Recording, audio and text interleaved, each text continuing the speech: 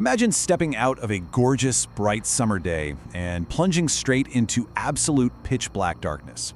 A place where the walls literally close in on you, the air instantly turns to ice, and the earth just seems to swallow you whole.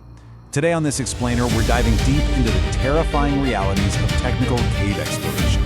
We're going to uncover the physiological breaking point of the human body, the brutal unpredictability of nature, and follow a harrowing race against the clock deep underground. These are two chilling incidents that show us exactly how fast an epic adventure can morph into a total nightmare.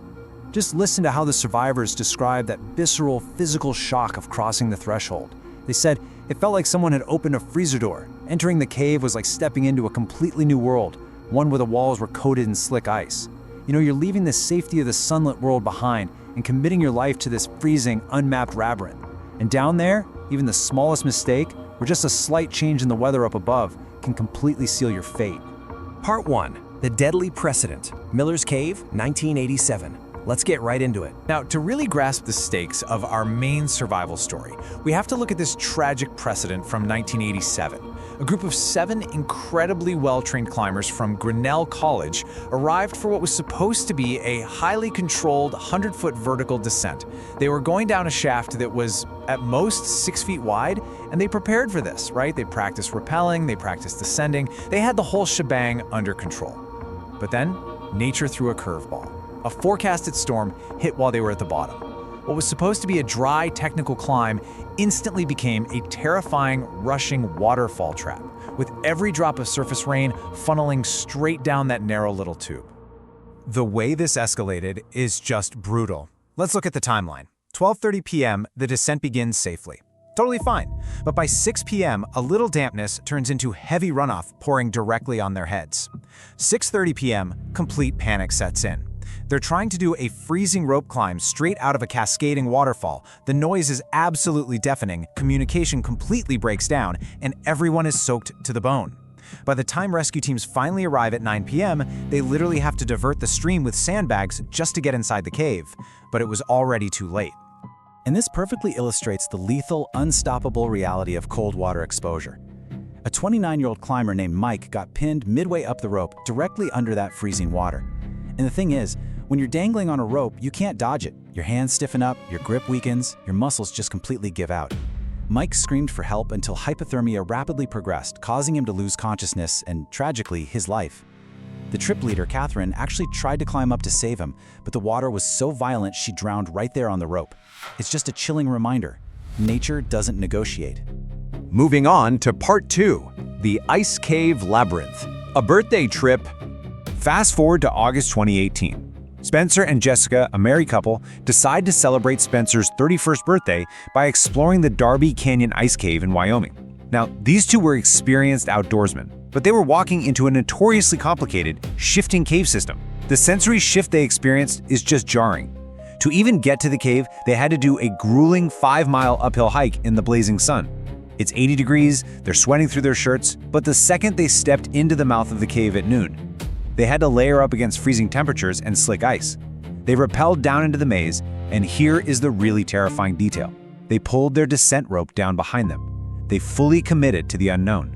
There was absolutely no going back. Now, before leaving, they did do one crucial thing. They gave Jessica's mom a strict instruction. If we aren't back by midnight, call search and rescue. So it started as a fun birthday trip at noon, quickly unraveled. By hour 9, they were completely lost. And as midnight approached, that simple safety precaution officially started a terrifying ticking clock. Part 3. A freezing, ticking clock.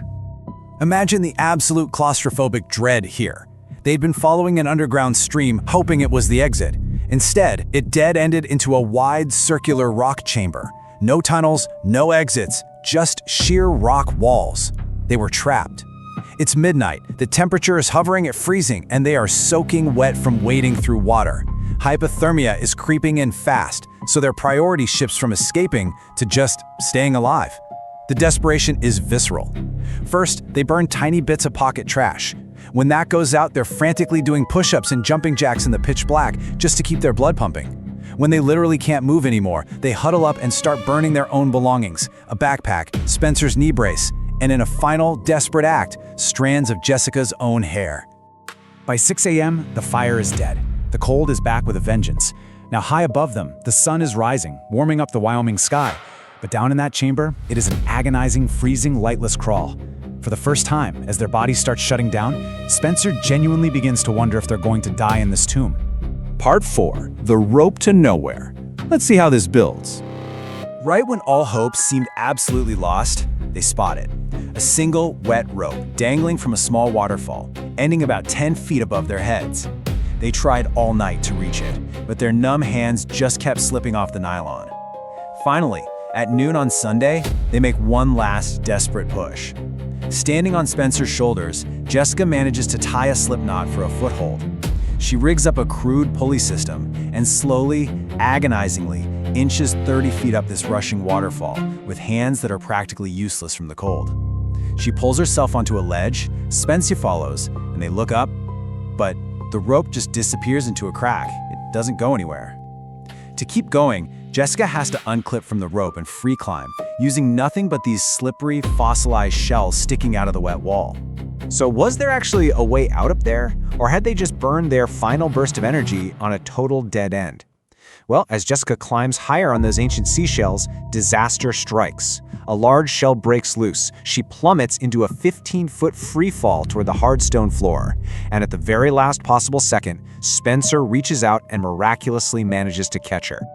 Part 5. The Harrowing Escape. Sitting on that ledge, staring at that dead-end crack, reality really sets in. They had nothing left. They used their very last ounces of energy to set up a rappel back down to the chamber floor to face the inevitable. But then, they hear an echo, faint, bouncing off the damp limestone. Voices. It's 11 p.m. Jessica blows her safety whistle. Flashlight beams cut through the dark. Search and rescue had found them. They had been down there for 30 hours, 30 agonizing hours trapped in the freezing belly of the earth, fighting hypothermia, pushing their bodies way beyond normal human limits. Rescuers actually noted they were shaking so violently they probably only had a few hours left. But here is the crazy part.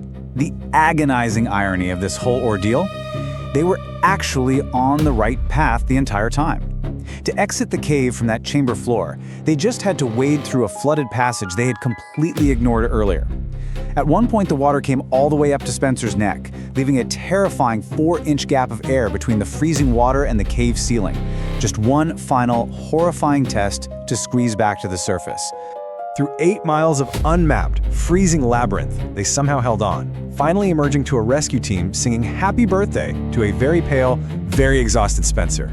It is such a stark reminder of that razor-thin line between an epic adventure and an absolute tragedy. So when nature turned from a playground into a deadly trap, and the cold literally starts shutting your body down, would you have the sheer will to keep fighting in the dark? Definitely something to think about next time you step out into the wilds. Thanks for joining me on this explainer, and I'll catch you in the next one.